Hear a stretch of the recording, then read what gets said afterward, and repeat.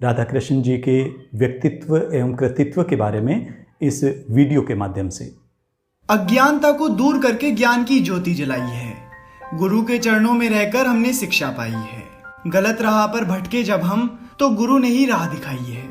हर साल 5 सितंबर को भारत में शिक्षक दिवस मनाया जाता है।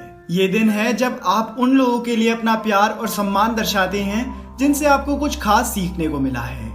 जिनके लिए आप अपना सम्मान प्रकट करते हैं, वो स्कूल टीचर से लेकर कॉलेज प्रोफेसर तक, ट्रेनर से लेकर कोच तक, कोई भी किसी भी क्षेत्र का हो सकता है।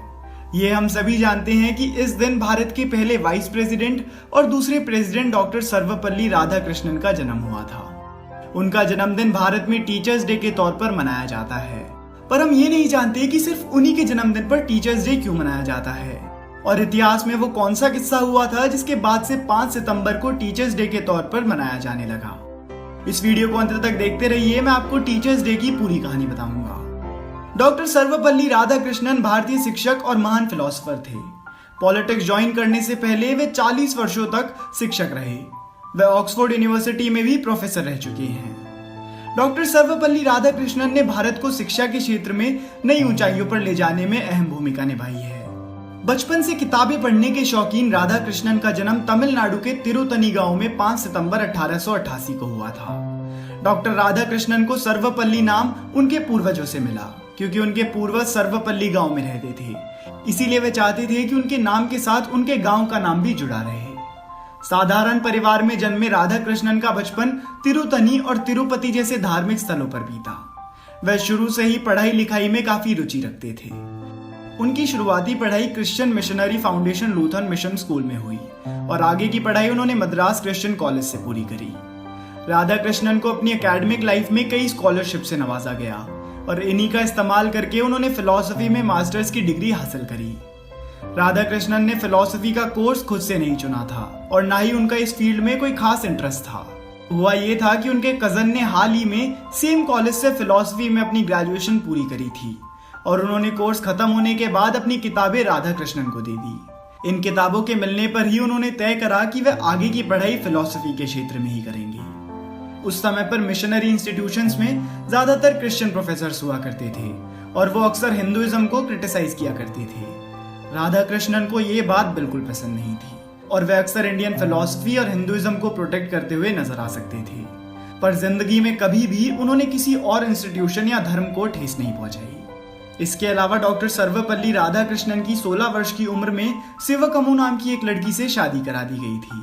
फिर उन्होंने मद्रास प्रेसिडेंसी स्कूल से फिलॉसफी पढ़ानी शुरू करी और यहीं से उनका टीचिंग करियर शुरू हुआ। इसके बाद वो यूनिवर्सिटी ऑफ मैसूर में फिलॉसफी पढ़ाने गए। साथ ही में इस वक्त जो आर्टिकल्स वे लिखते थे वे इंटरनेशनली पढ़े जाते थे और दिन पर दिन वे फिलॉसफी के क्षेत्र में कुछ बड़ा कर रहे थे।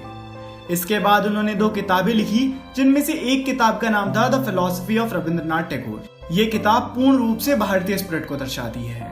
इसके अलावा कई बार उन्हें हार्वर्ड यूनिवर्सिटी और ऑक्सफोर्ड यूनिवर्सिटी ने गेस्ट लेक्चर्स देने के लिए भी इनवाइट करा था। डॉक्टर राधाकृष्णन पूरी दुनिया को ही एक विद्यालय के रूप में देखते थे।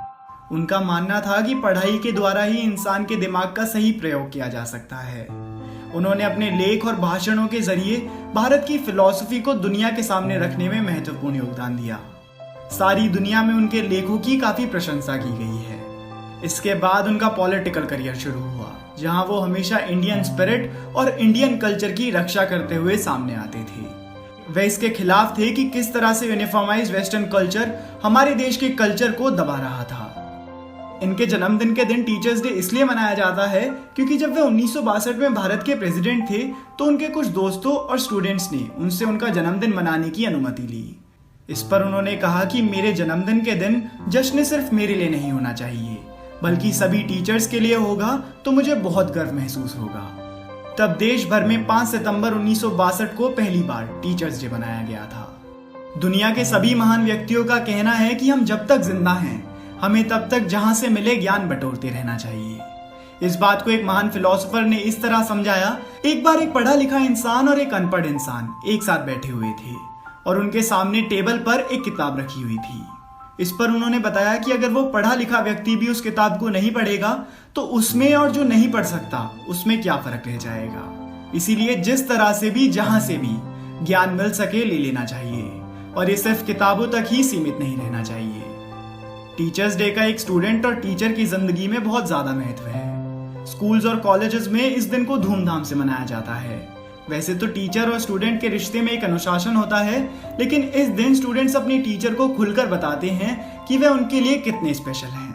जहां टीचर्स डे भारत में 5 सितंबर को मनाया जाता है, वहीं बाकी देशों में इस दिन को 5 अक्टूबर के दिन मनाया जाता है। तो दोस्तों, ये थी कहानी टीचर्स डे और डॉक्टर सर्वपल्ली सब राधाकृष्णन। बच्चों ने इस बार इस शिक्षक दिवस पर